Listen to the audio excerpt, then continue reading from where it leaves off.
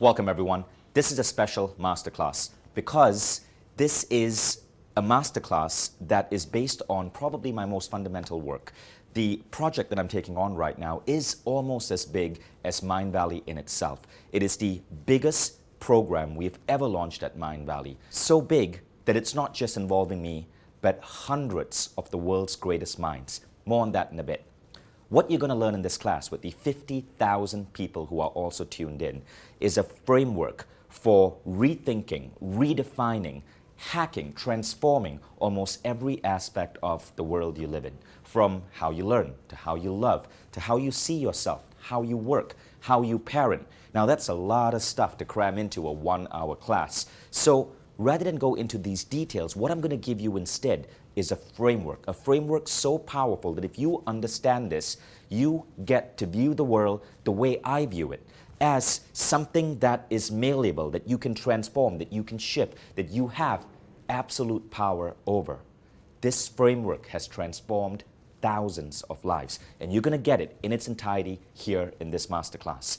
So, firstly, welcome to Mindvalley's Technology Center. This is our boardroom. I love working here. It's a place that gives me so much inspiration. And rather than just show you screens in my computer, I wanted this to be a little bit more intimate. So we'll be combining screenshots from my laptop, slides to explain what we're talking about, with live footage of me talking directly to you. Today we're going to talk about consciousness engineering. And before we go into what is consciousness engineering, I want to tell you about an experience I had 6 years ago when in almost every sense of the word I stepped into an alternate reality. What happened was I decided to go and spend a week with the Achuar tribes people. Now the Achuar are a tribe in the Ecuadorian Amazon forest. They had only been discovered by modern man in the late 1970s. And so this tribe still preserves most of its way of life. And what I saw there was so incredibly beautiful, but also so incredibly bizarre by normal human definitions, right? So we're not judging the Achuar, but I want to show you what I experienced because it shifted my thinking of the rest of the world. Now, rather than describe what I experienced in the Amazon, we're instead going to imagine that a new neighbor moved into your neighborhood. Let's say his name is Sam, and Sam lives life like the Achuar. So one day Sam invites you to come and spend time with his family. So you walk into Sam's home, and he asks you if you want a drink. You say, sure, Sam, give me a glass of water. Sam goes, no, you know, in our home, we don't drink water. And you go, well, what do you drink? And he goes, alcohol.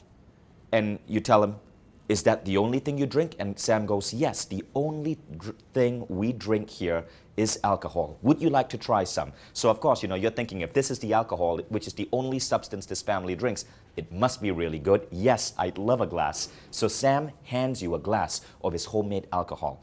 And you taste it, and the taste is hard to describe. When I tasted this, it's called shisha in the Achuar, with the Achuar community in the Ecuadorian Amazon. It was something that I had a really hard time swallowing, but I did it anyway out of respect. And then you ask Sam, what is this? And he goes, oh, that's my wife's saliva. Now this itself is jarring. You see, in the Achuar tribe, they do not drink water. Instead, what happens is the women folk go to a pond. They gather water from the pond. This is the same pond they bathe in, so it's basically bath water. They then put this in bowls, earthenware bowls. In their mouth, they take certain roots that they've harvested from the ground. They chew these roots, and the women folk spend hours after hours after hours chewing these roots in their mouth and then spitting it out into this pond water. This causes the saliva, and the bacteria in the saliva causes the fermentation to occur. The fermentation creates alcohol, which cleans the pond water, and what you now have is shisha, the drink that the Achuar people drink. That itself seems weird. You are drinking the saliva, the spit of the womenfolk of this tribe, that's how they survive. But it gets weirder. Sam asks you if you want to spend the night, and you say yes because you really want to discover this weird world that Sam lives in. So you go to bed, and it's a normal bed, it's comfortable, but at 4 a.m., Sam bursts through the door and wakes you up, and he says, hey, are you awake? It's time to have tea. So you get up and you say, look, I'll be happy to have tea with you. Let me just go brush my teeth. And he goes, no, we don't have toothbrushes in this home. Instead, drink this tea. It'll solve the same problem. So he gives you this tea, and it's an interesting taste, and it tastes good. But as soon as you finish taking it, you feel the uncontrollable urge to puke. And you go to the bathroom and you start puking and puking and puking, and you realize everyone in the family is puking, but they are smiling about it. They then gather back in the circle. Sam, knowing that everyone has now finished their morning puke, goes into a discussion on your dreams. And everyone in that family circle starts talking about their dreams, their lucid dreams, adventures they had in their dreams, insights, intuitions that came to them while they were asleep. Except you, because you're a modern man, you can barely remember what you dreamt about. But to the rest of them, their dream world is as real as our physical world. But the story doesn't end there. Later on that day, Sam asks you if you'd like to pray to the gods with him. And you're expecting an altar or a shrine, but instead he gives you a medicine. It's what we now call ayahuasca. You take it, and again you have the uncontrollable urge to puke because ayahuasca is a poison. But then as you lie down on that couch, you have the most insane visions. It's like you're seeing the world as fractals, and insights, downloads come to you. And you realize now how the Achua communicate with what they say are higher powers. Now, think about all of that, right? Not drinking water, praying with ayahuasca as a drug to help you connect to a higher power, having morning discussions at 4 a.m. with family people over your dreams. All of these are so different from anything that you would experience in modern society. Yet to the Achua, it's completely real. We might say it's bizarre, but think about it. To the Achua people looking at our life, we would be completely primitive and bizarre. Because let's look at the statistics. If you look at modern human society, there are so many amazing things we've built, but there are so many things that we're doing right now which are fundamentally failing. Think about this. Over 50% of marriages end in divorce. Yet, we go into marriage promising we will be together till death do us part.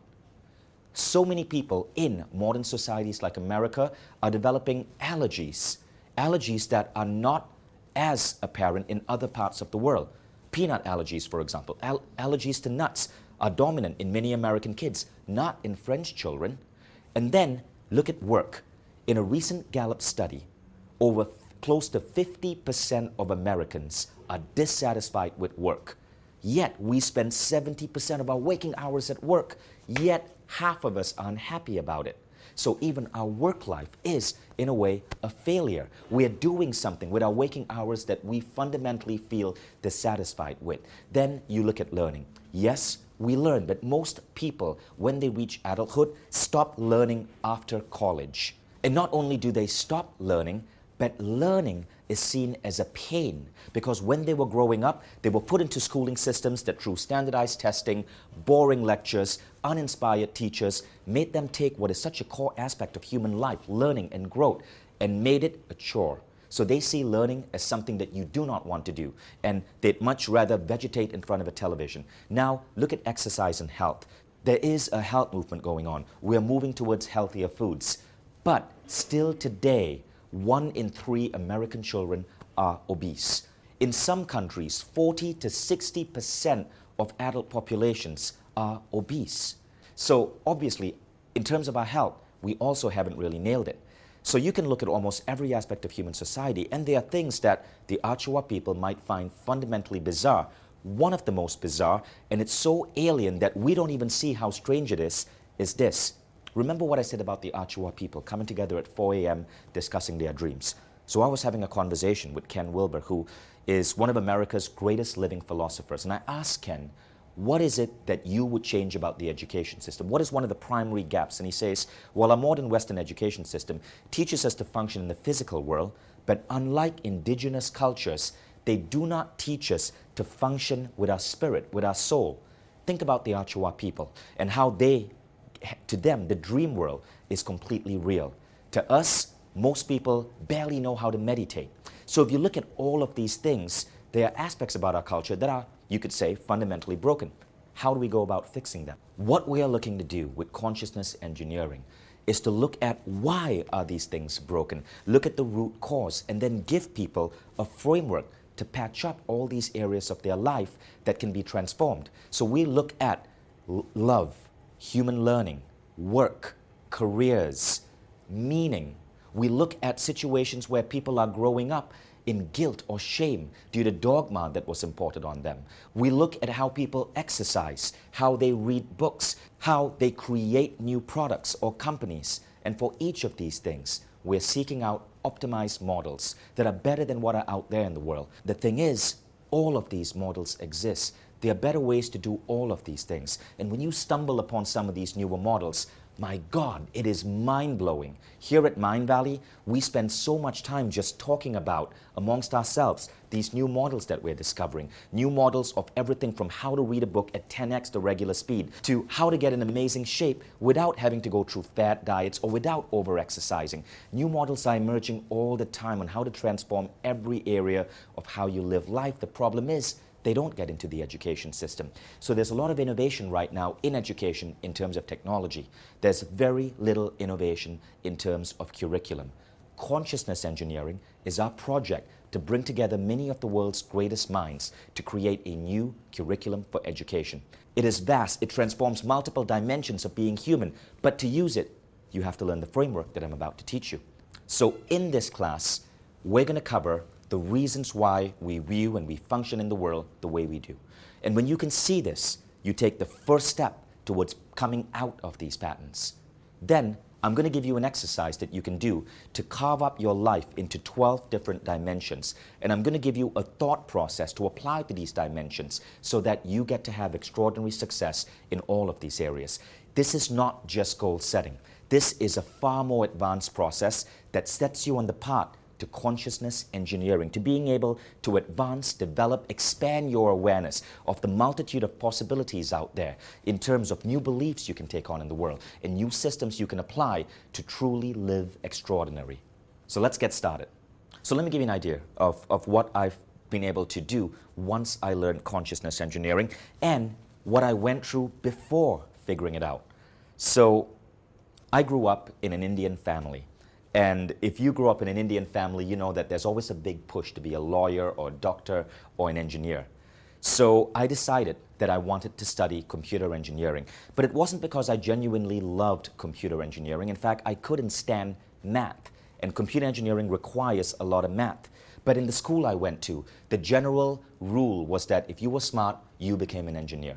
So I worked my butt off to get good grades. I hated what I was doing, but I worked my butt off to get good grades. I got into a college. I didn't go to a college I really wanted to. I went to the University of Michigan. Cold, frigid Michigan, because they had a good computer engineering school. I enrolled in that computer engineering school, and for the next 4 years, I hated college. I didn't enjoy the lectures. I sucked at my mathematics classes. I was a failing student. My GPA was under 2.5. The only classes I enjoyed were theater, were photography, were classes in arts, but I couldn't do that because, you know, society says you can't make money as an artist. So I became a computer engineer. And I remember the day I had my interview with Microsoft. This was a big deal. Microsoft interviews people all around the world, and only 1% get flown to Seattle for the final rounds and then come in as interns. I made that 1%. I got a job at Microsoft. I remember getting my own office, 3 computer monitors. I was working on a team called the Windows Shell team to help refine and improve the Windows operating system as a bug tester. And I hated it.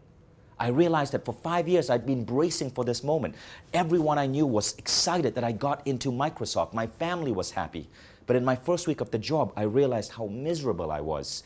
And I was so miserable that I sucked at it. My manager started giving me warning letters, and 11 weeks after getting that job, I was fired. And when I was fired, I remember being in a taxi, driving to the airport in Seattle to fly back home. I was happy. I had certainly realized that I'd been chasing the wrong career for almost 5 years. So what did I do then? I started doing what I really loved. I worked for a nonprofit. I became a meditation instructor. I experimented with everything from being a photographer to writing. None of these made me as much money, but I loved doing it. And as I continued learning, growing, I continued studying. I went through ups and downs. There were times when I was unemployed. There were times when I was completely broke. If you were to go through, in fact, recently, I shared my resume, list of jobs I had as I was growing up on Facebook. And the post went viral because it is hilarious how all over the place I was. I'd been a dishwasher, I'd been a photojournalist, I had been a nonprofit vice president, I had been unemployed multiple times. But as I went through this journey, I learned, I continued growing and learning and growing, and that led to where I am today. So let's look at my career today, right? Today, I'm in an interesting position. I consider myself extremely lucky. I've hacked my life so that every 6 months, I get all expenses paid to go for a vacation on a paradise island. I get to stay in a 5-star hotel. I've been to places like Hawaii, Costa Rica, Maui, Dubrovnik, Croatia. And in this 5-star hotel, they give me the presidential suite. I get to spend a week in the presidential suite at the world's greatest hotels every 6 months, but it gets better. Some of the world's most remarkable individuals, from movie stars to writers to CEOs to scientists and engineers, fly down from all across the world to come and join me in this hotel at their expense. 200 to 300 people at a time. At night, we have the most amazing dinners and celebrations and parties, and I get to connect and mingle as the host with everyone there. In the daytime, we gather together and share best practices and discussion groups and share ideas on personal growth and living and transforming the world. This is what my passion is, connecting with people, having fun, celebration, but also learning and growth. Now, I've hacked my life so that every 6 months I get to experience this. And this to me is like a career, just like being a doctor or an engineer, but it's so much more fun. Now, if you've been following my work, you know that I'm talking about Awesomeness Fest. I built that up as a separate company 6 years ago, and that's what it's given me right now. If I were to do nothing else except Awesomeness Fest, I would be a truly happy man, because I'd have friends who are among the most influential people in the world. I get to celebrate and play in the most exotic locations. I get to learn and grow. Now, I could go from being a broke, unhappy engineer, from being unemployed, to creating a life where I have Awesomeness Fest because of this process of rethinking and hacking the world that I've been fine-tuning for the last decade. And I know that if you learn this too, no matter where you are in your life, you'd be able to shape these new visions for yourself. Awesomeness Fest isn't a career path. Nobody goes to school to get a degree on how to start their own movement or festival. And so this isn't an education in anything which is a set career path or a set way of building the world. Rather, it's an education in how to think so you can see the world as malleable, as something where you can step outside the bounds of how normal human beings think and create your own structures for your own happiness, for the own things that give you meaning. So now you can see just how powerful this is. You can see how this can take you from being dissatisfied in your career to creating whole new aspects of work or career that do not currently exist in modern society. But now we got to give you the thinking mechanism to get you there. So let's get started. The first thing you have to understand to be a master of consciousness engineering is how human beings evolved. See, we learn evolution. But a lot of us have the wrong idea of evolution. We think that mankind evolved slowly from apes to Neanderthals to Homo erectus to Homo sapiens. That was an older model of evolution. Today, scientists, anthropologists know that actually multiple types of humans existed on the planet at the same time. Homo neanderthalis was a human. That's Neanderthals. Homo florensis were humans. These were humans who were about 3.5 feet tall and lived in islands near Indonesia. There was Homo erectus, Homo habilis, Homo sapiens. All of these were human beings, but one survived. The one that survived was the Homo sapien. Why is it that Neanderthals died out, even though they had bigger brains, even though they were brawnier, even though they had been on the planet longer than Homo sapiens? Well, anthropologists think that it's because Homo sapiens had developed the faculty of language. See, early apes could say phrases such as, "Look out, there's a tiger." But humans could say, "Hey, don't go to the river until midday because I saw a tiger wandering along the area." Now, as language developed, it allowed us to create constructs in our mind, constructs that made Homo sapiens superior to other humans of that time. Now, this is a mind-blowing idea to think that we were once not the only humans on the planet, but we dominated the others. Because of language, we went into what Yuval Harari, in his book Sapiens, calls the cognitive revolution. Language allowed us to separate ourselves from animals. It allowed us to create stories, mythology, meaning, religion, villages, tribes. It allowed us to mobilize, to create culture, to create nations, city-states. Language allowed us to thus function in two worlds. There's the physical world.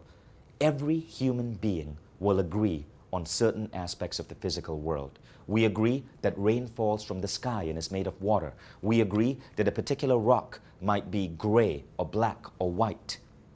But there's a second world we live in, and this is the world of mental constructs that we've created in our head because of our ability to use words and language. This is a world where you have things which are non-tangible. See, that revolution started 30,000 years ago. In Yuval Harari's book, he shows you the image of this particular wood carving that was discovered. It shows a lion with the body of a man. Now think about that for a moment. A lion with the body of a man doesn't exist, but it can exist in the human mind. And because of that mental construct, the human being could go out and create a representative of this. Thoughts and ideas shape our world. Now, it's not just wood carvings. Think about the concept of a company. Again, in the book, Yuval Harari talks about the idea that a company is really nothing more than a piece of paper that gives certain rights to an organization. So, a company may not have an office, it may not have any products, it may not have any employees, but as long as that piece of paper exists, we agree that the company is real. Likewise, our laws. You cannot see a law or touch a law, but laws, from the laws of Hammurabi from 3,000 years ago to the Declaration of Independence and the Bill of Rights, all help us run and govern our physical world. But you cannot see or touch a law. Now let's go to something deeper. God. What is God? You cannot see God, you cannot touch God, but according to at least one person I've interviewed, Tom Chi, the inventor of the Google Glass, God exists and is real because it exists as a syntax in the human mind. Likewise, meditation. Meditation isn't something you can see. You can see someone in a particular pose that might be meditation, but you cannot see or touch meditation. Yet, meditation, even though it's just a concept in the human mind, over 1,400 studies shows that it actually has beneficial effects on the human body. So our mental constructs have an impact in the world. Our thoughts and beliefs literally shape our world. Whether you are an Achuar tribes person or you're a modern American male, your thoughts and beliefs create your world. In 1997, as a photographer, I traveled to the former Yugoslavia. I was a photojournalist back then, and I was there to take photography of the former Yugoslavia that had just come out of an extremely devastating war. What had happened in the former Yugoslavia is that groups of people who spoke the same language, who were the same ethnicity, had gone to war with each other. And in that time, from 1992 to 1995, Europe saw some of its most devastating horrors since World War II. I remember visiting the city of Sarajevo, and it was shocking to learn about the crimes, the murders, the pillaging that had happened there. Over 156,000 people died in that war in 3 years. 10,000 people were missing. 2.3 million people were displaced. It was the most devastating conflict in Europe since World War II. But here's what I found interesting. When I was in Sarajevo as a photojournalist, I took these photographs. These photographs showed buildings that had been burnt down or had their upper floors taken apart by sniper fire. I saw bullet holes on walls, men with no legs because they had stepped on landmines. Even the mannequins in Sarajevo were sad. There was so much grief and sadness in that city because it had just come out of a war 6 months before I went there. What I found mind-blowing, hard to swallow, painful almost, was that so much death and destruction occurred in that area because beliefs went dysfunctional. These were people who had one way of believing in God, fighting with other people who were the same ethnicity, spoke the same language because they had another way of believing in God. We won't get into the politics of what happened, but it was enough to see that when beliefs get warped, through bad leadership, bad ideas, through ideas such as us versus them, human beings can do absolutely insane things. So we know that beliefs have the power to destroy. But on the flip side, I've also witnessed situations where the right beliefs, the right models of the world have the capacity to create absolutely amazing things. So I want to share with you another beautiful journey I had from 2 months ago where I got to meet one of America's greatest inventors. So maybe you've heard of a Segway. That's me riding around in a Segway. You can see how excited I am to be riding that machine. It's a beautiful device. I got to visit the home of the inventor of the Segway. He didn't just invent the Segway, he invented multiple new machines and tools which are changing lives around the world. That's his island, North Dumpling Island in Long Island Sound. Dean thinks about the world in a very different way. That's Dean's home on North Dumpling Island. It's a former lighthouse. And I want to show you this. This is a view from the top of that lighthouse. Now you'll notice how tiny the island is. You'll see several helicopters there. Dean owns his own helicopter company. And you'll see a wind turbine. And you'll see a windmill. So the story begins with the windmill you see in this video. Dean told me the story. It is hilarious, but it also shows just how much you can do when you think outside the box, when you think outside the rules of modern society. So Dean wanted to erect a windmill on North Dumpling Island, but he had to get permission from the state of New York. Now, the state of New York said, absolutely not. Windmills make noise. Your neighbors will be complaining. Now, Dean was very frustrated. He can't stand bureaucrats. He said, look, guys, it is an island. I own the entire island. There are no neighbors to complain.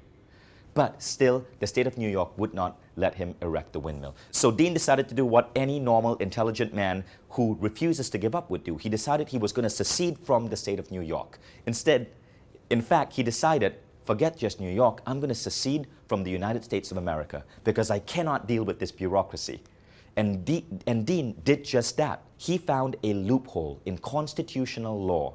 He went and visited one of the foremost constitutional lawyers from Harvard, found a loophole, and decided that North Dumpling Island isn't really part of the United States. It never was. When the Declaration of Independence was signed, North Dumpling Island had its own Declaration of Independence, modeled just after the US Declaration, but with a few lines changed. Lines on, for example, the worth of slaves. Now, Dean went further. He created a constitution for North Dumpling Island, his own currency, the dumpling dollar, his own diplomatic stamp, his own national anthem. But he didn't stop there. He signed a non-aggression pact with the United States president of that time. That's Dean with the president. Being an incredible American inventor, he knew all the presidents from Bill Clinton to George Bush. He had George Bush sign a non-aggression pact declaring that the United States would never invade North Dumpling Island. Now, the bureaucrats in New York were not amused, so they sent him more letters saying, take down the windmill or you'll be in trouble. Now, what he did then is he took that letters and he sent it to major New York newspapers and he said, look at the gall of these politicians in New York State. They are threatening a head of state of a foreign nation. And soon the bureaucrats stopped sending him letters because every time they sent him letters, he would flip it around and send it to the New York newspapers. Now at this point, an American morning show got interested, so they decided to film a show on the newest nation in North America. And Dean told me the story about how he went to the TV host and he said, would you like to exchange your US dollars for the dumpling dollar? And the TV host said, oh, come on, Dean. The dumpling dollar, we know it isn't real. And this was Dean's reply. He said, well, actually, it is. Let me tell you this. Your American dollar was once backed on the gold reserve, but the gold reserve was taken away. So technically, your American dollar is backed on nothing. Our dumpling dollar, on the other hand, is backed by Ben and Jerry's ice cream. Dean, being friends with Ben and Jerry, had actually gotten Ben and Jerry, the original Ben and Jerry, to declare that they would back up the dumpling dollar with Ben and Jerry's ice cream. And so Dean told the TV host, so your US dollar is basically backed by nothing. Ours is backed by ice cream, which A, is something, and secondly, since it's cooled to 0 degrees centigrade, 32 degrees Fahrenheit, it's rock solid, unlike your US dollar. Now, Dean didn't stop there. He then donated $100 in foreign aid to the United States. That is a certificate from President George Bush thanking North Dumpling Island for its foreign aid donation to the United States of $100. Dean thus made North Dumpling Island the first nation in the world to give foreign aid to the United States. Now you may be wondering, what's the point? All for a windmill? Actually, no. See, the reason Dean did all of this is because he loves America. What he really wanted to do was get press and PR around his new project, which is called FIRST. It's a robotics competition. I got to attend it recently. And FIRST is amazing. FIRST is where American high school kids build robots that battle it out with each other. You can see they're as excited about this as kids who are watching a football game. Because Dean believes that unless America invests more in teaching its kids science, technology, engineering, and math, it will never be able to be the leading innovative nation on the planet. And this is really important to him. That's a group of kids that take part in FIRST, and it's amazing to see what these children can do.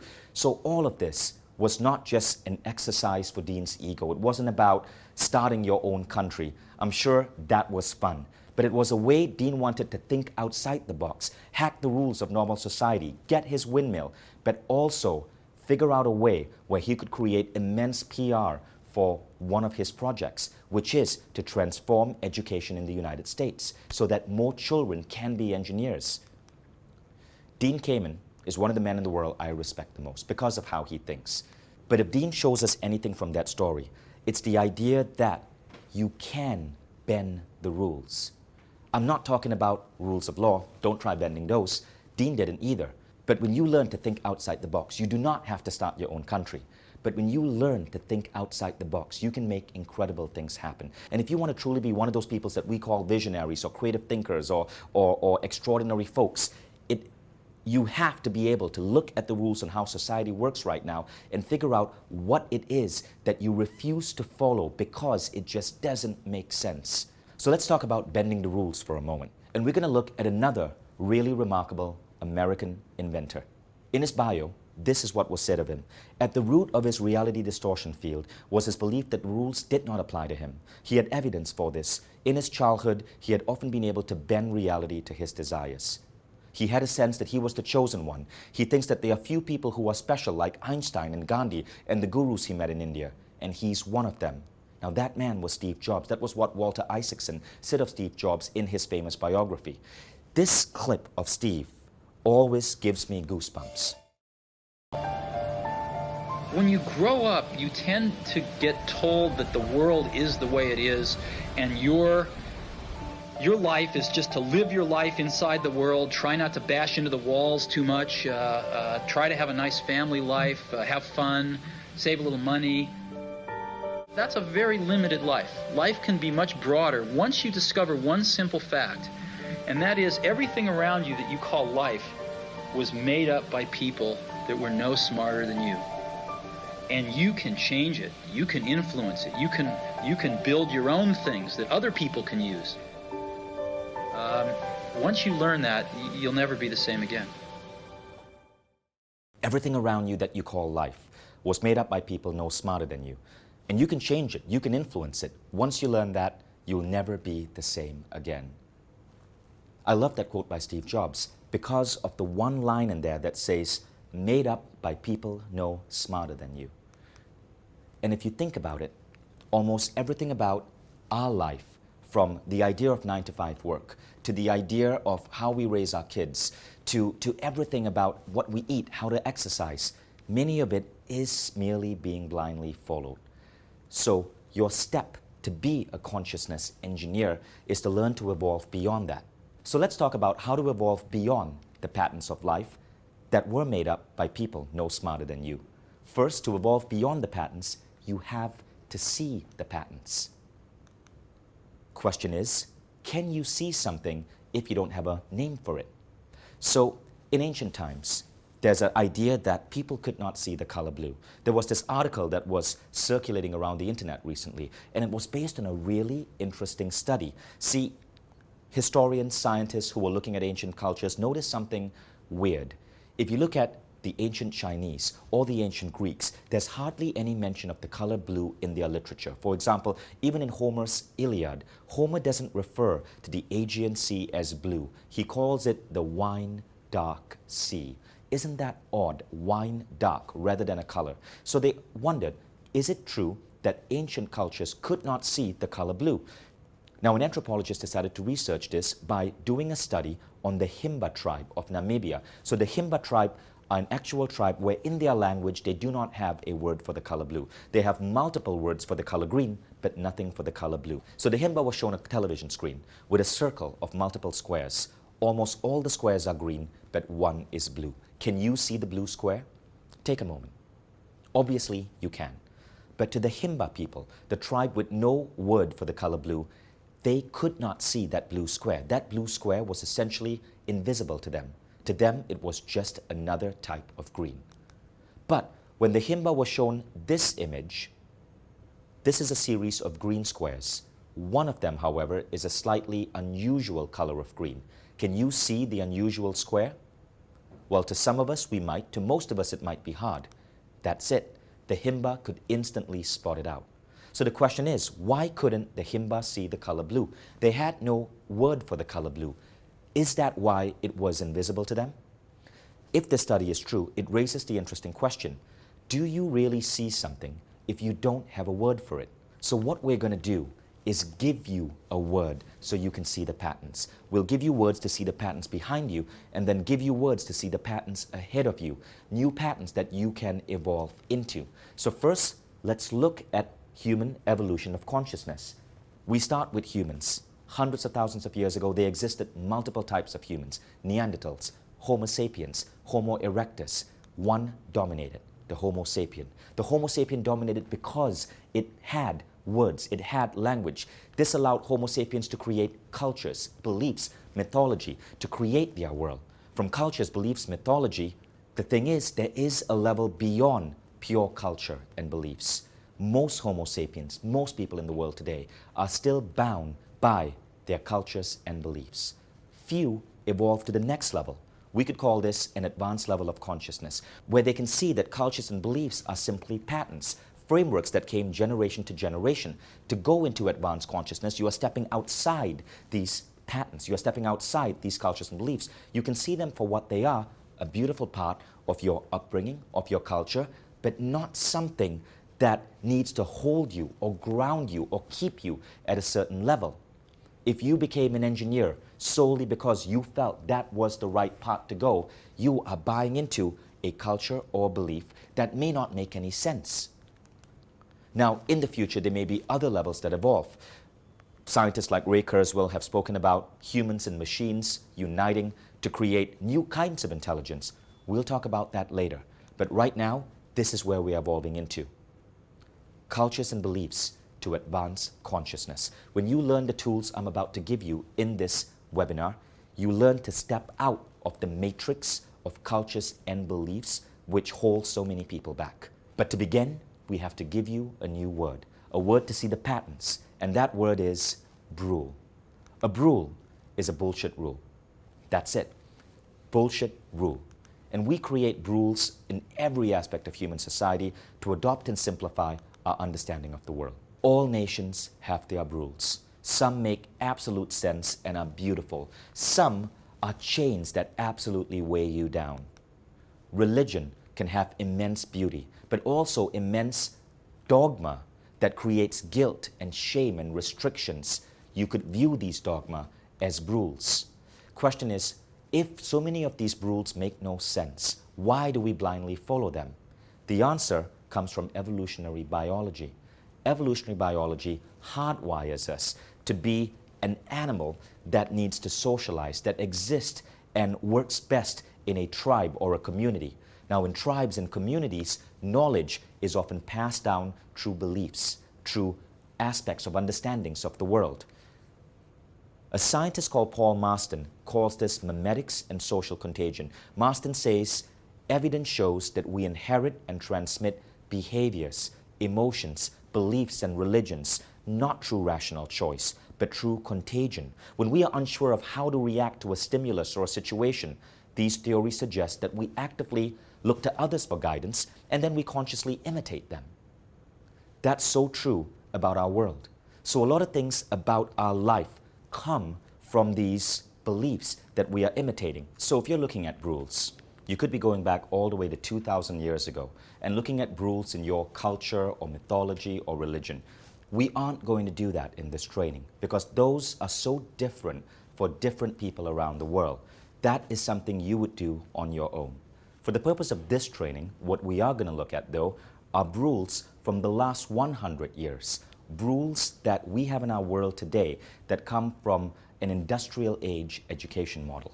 One of the biggest areas of these rules, and to give you an idea of what to look for, would be the rules around your career.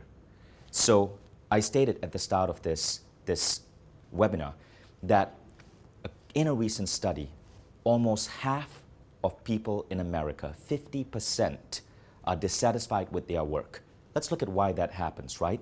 And let's actually look at one particular career which is incredibly important in America, but because of rules around that career leads to so much depression and pain. We're going to look at lawyers. I used to work in the legal industry. I was creating and working for a company that sold software to lawyers. So I was working in this company and I had to spend a lot of time on the phone talking to lawyers. One of the common trends which I noticed was just how depressed lawyers were. It was almost painful to see. Let's look at what happens and why have we created a world where hundreds of thousands of people go into an occupation where there's a 52% dissatisfaction rate. In the words of Martin Seligman, in a recent poll, 52% of practicing lawyers describe themselves as dissatisfied. Certainly, the problem is not a financial one. As of 1999, associates at top firms could earn up to $200,000 per year just starting out. So most lawyers are dissatisfied at their jobs. Yet, law schools in America produce hundreds of thousands of new lawyers every year. America has 5% of the world population, but 70% of the world's lawyers. Why does this happen? Let's look at the mindset of a college kid deciding to go into law, right? I was sitting with a friend of mine last night having drinks. His name is Gavin. Gavin studied law for 5 years. In his 5th year, he remembers himself, and he was telling me last night, he was sitting in a lecture hall, and the professor told him, you guys need to brace yourself for depression. You are not going to be happy doing this job, but you must do it. And that's when Gavin decided to walk out of that auditorium, quit his degree, and instead he became a writer. And he was telling me how much happier he is right now. He just wishes he had the guts to quit earlier. So let's look at the mindset that people like Gavin sometimes get trapped into. So like many of you, I grew up in the 1990s. I was a child of the 90s. You probably remember TV shows, LA Law, Ally McBeal, TV shows that glamorize law. So kids watching these TV shows all of a sudden have an idea in their head of what law might be like. They don't research it, they don't look at the real world, it's just an idea. Kids go to college. In America, like me, many people go to college with no idea of what they were going to study. I at least knew I was going to do computer engineering. But while at college, many kids have yet to choose their degree. Now, influenced by what they see on television, they decide that law might be good. Now, they've bought into a rule that the point of education is not necessarily to have fun, to learn what gives you passion, but to brace you for a career where you will toil and slog, but at least earn a wage. And so many people study law, like Gavin, hating what they are studying, but doing it because they feel that is the only way they can be a decent contributing member of society. So you work your butt off trying to get good grades so you can get into law school. If you don't make it to law school, you feel sad. If you do make it to law school, you again have to study and work your butt off, going through paper after paper, exam after exam, so that you can get good grades and maybe get accepted in a partnership firm. Now, when you get accepted as a partner, and maybe get accepted in a firm. When you get accepted into a firm, congratulations. You have now theoretically succeeded. You are in what is now the highest paying career in America. 200 grand a year for just someone starting out. But odds are you're going to be miserable and you're going to be depressed. And that's why so many people drop out of law. Yet they waste hundreds of thousands of dollars. They waste years of their life pursuing it anyway. Like me, they fell into a trap. they believed that there was only one operational manual for living in the world. To me, it was I had to be an engineer even though I hated mathematics. To them, it is they had to be a lawyer because it was the highest paying career, they would gain respect, failing to see just how sad they would be because they failed, like Gavin, to pursue their true passion, whether it's writing or travel or something else. I went from being an engineer to being a meditation instructor, and people told me you cannot make money teaching meditation. Meditation instructors, that's a part to being broke. I didn't. I'm worth a lot because I became a meditation instructor. I simply could see that buying into the standard rules of society isn't the optimal path. So the first step is you must see that the rules that society says you have to follow to get from here to there often make no sense. But millions of people blindly follow these rules anyway. Let's look at some of these rules. What rules are you buying into right now? Let's look at common rules regarding life. Every woman needs a man. I know many women, I have many female friends who are in their 40s or 50s who are single, and when I'm talking to them, they are sad because they haven't yet found the perfect man. But who in the first place says that at the age of 40 or 50, you need to be in a long-term relationship? Another rule, aging is a part of life. I know people who look like they have truly aged at the age of 60. And I have friends like that Mindvalley author Bert Goldman who are pushing 90 and are so filled with life and youth. Religion is needed for salvation. When I was teaching meditation classes, a common problem I would see was that many successful people would come to these classes and their problem setting bigger goals, thinking beyond, was guilt because they were trained to believe they were born a sinner. Is that really real? Or was that simply an indoctrination process that emerged historically in the church, which we are blindly following today? Males and females need different job roles. There are ideas out there that say that women are better at roles which involve relationships and psychology. That's why there are more nurses, there are more kindergarten teachers who are women. Men are better at roles that require engineering or math or science. Is that true? When I was with Dean Kamen, observing teams of teenagers competing in the robotics competition at First Robotics, one of the things that struck me was how in almost all these teams there was a healthy gender balance. 50% of these kids who were building robots were women. So where does that rule even come from? Love is painful. So many of us go through heartbreak at some point in our life, and then we take on a rule that says that I need love, I need someone else. You complete me, one of the biggest rules of all time. But because they experience heartbreak with loved ones, they create a rule in their head that love is necessary, but it is going to be painful. Now let's look at rules in work. The pursuit of money is wrong. The idea that to be rich is somehow wrong or bad leaves so many people stuck in poverty. Success equals hard work. This is one of the rules I believe in my early years, that I had to work and slog it out and be under stress to be successful, because that's what those other guys who work 70 to 100-hour weeks were doing. Not true anymore. I have more success now, and I feel like I'm never working because I genuinely love what I do. Another rule, working 9 to 5. At Mindvalley, we have no set holidays. We have no set working hours. People simply work when they want to work, and it works for us. So why do so many companies still operate based on industrial age punch card models? Be realistic in your goals. There's even a whole goal setting methodology called SMART goal setting, S-M-A-R-T. The R in that stands for realistic. Yet most of the extraordinary people in the world I've met never set realistic goals. They set wildly unrealistic goals and then figure out how to get there. Be realistic in your goals is one of the dumbest things we are putting into people because it makes people stuck in mediocrity. We need college degrees. Right now, if you look at companies like Google or Mindvalley, 15% of people at Google and Mindvalley do not have a college degree.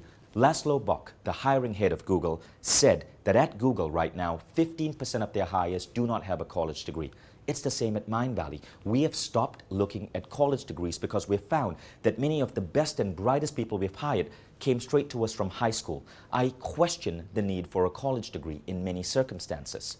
All of these are rules. If you have your workbook open, circle any of these items that you feel you might be blindly accepting as essential in life, but that you might want to question. So how do you identify your rules? I've given you 10 common ones, but there are hundreds of rules out there, and everyone will have their own rules based on how they grew up, or their upbringing, or their culture, or their society. One of the fundamental ways to identify a rule is to look at it from this point of view. Is what you believe relative truth or absolute truth? This comes from the work of Ken Wilber. If what you believe to be about the world is absolute truth, it means every culture, every society, every human being agrees that this is real. Parents must take care of their children. That's absolute truth. Across all human society, people agree that parents must take care of their children when these kids cannot take care of themselves. Relative truth might be a particular way of prayer, or a particular way of respecting God, or a particular way of eating, or a particular way of going into a love relationship, because different cultures see it differently. Here's the key point. The only reason we see it the way we do, the only reason we drink water while the Achua people drink chicha, is because that was our upbringing. It is not because of rational choice. So when you understand that almost every aspect of what you believe to be true, whether it's an aspect of your religion or how you see work or your ideas of marriage, it is not absolute truth. It is there only because you were the product of your culture, your religion, your society, your era. And you can change that because many of these things were not developed through rational choice or scientific studies or optimized thinking. You can change that. So here are 5 questions to ask about your beliefs to see if these are supporting you and pushing you forward or if these are rules. The first is that belief based on trust and hope in humanity? Is the belief based on the idea that human beings are fundamentally good or fundamentally bad? Beliefs which are based on the idea that human beings are fundamentally bad are almost certainly rules. Beliefs such as women need to dress and cover up in a certain way, because if not, they are enticing men. What is that? That is a belief based on the idea that human beings, men, are fundamentally bad. And women are also fundamentally bad because they are seducers. That is a rule. And as we evolve as human beings, we need to discard beliefs like that. Does it serve your happiness? Beliefs that say that you have to toil and slog 80, 90 hours a week because that is what career success means in your industry is fundamentally a rule. We are here to be happy. And if you do things which are not creating happiness, you are failing at the essential aspect of life itself, which is being here as a soul, having this beautiful human experience and being in bliss and happiness. Does it serve your happiness? Number 3, does it violate the golden rule? Does this rule cause you to do something to someone else that you would not want them doing to you? For example, in corporations, rules on how many companies treat their workers violate the golden rule. If you were to take that CEO or boss and put him in the place of that worker, he probably would not want to be subject to 0 compulsory days of maternity leave if this was America, or firing policies, or hiring policies, or privacy policies. The golden rule is an important indicator of what is a rule. Number 4, did you take it on from culture or religion? Oh, this is a big one, and this is a dangerous one. So I'm not going to go deep in there, but you know what I'm talking about. Are you blindly following things to make your grandparents or your parents happy? Things which you feel uncomfortable with, which are restricting your way of life. Is it because someone has told you that you fail a morality test or you're not moral if you do not follow this? One of the authors we have in our consciousness engineering program, Salma Sidora, says it this way. Morality is simply people saying, I am better than you because my chains are bigger. Does this? So ask yourself, this thing that's restricting me, that's making me uncomfortable, that's holding me back, am I following it simply because I'm the product of my culture or religion, and if I chose not to follow it, I disappoint my parent or my grandparents? And finally, was it based on rational choice or imitation? Did you actually think about this? Did you become a lawyer because you genuinely loved studying for the LSAT? You genuinely love defending criminals, which you might sometimes have to do if you're a lawyer? Or did you become a lawyer because you saw it on television and everyone else told you it was a great idea and a great career path? Imitation or rational choice?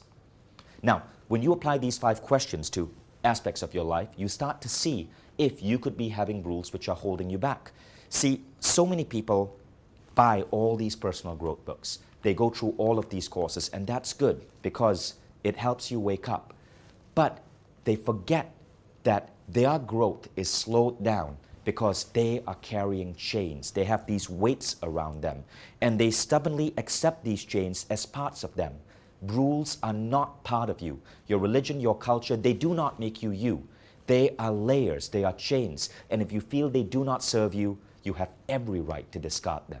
Outside the rules of physics and the rules of law, all other rules are illusions that we have chosen to believe. So smash the ones that don't support you. So you have a word, rule. You can see the word to help you emerge from the patterns holding you back. Now we give you a tool. I'm a big fan of Buckminster Fuller. And Buckminster Fuller says, if you want to teach people a new way of thinking, don't bother trying to teach them. Instead, give them a tool, the use of which will lead to new ways of thinking.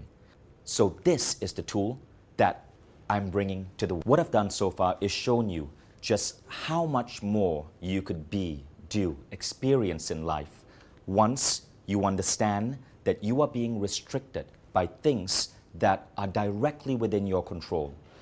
Fabrics of culture, society, programming, an education system, things your parents told you, things that you see and consume in the world, all of which hold you into a certain pattern of operating.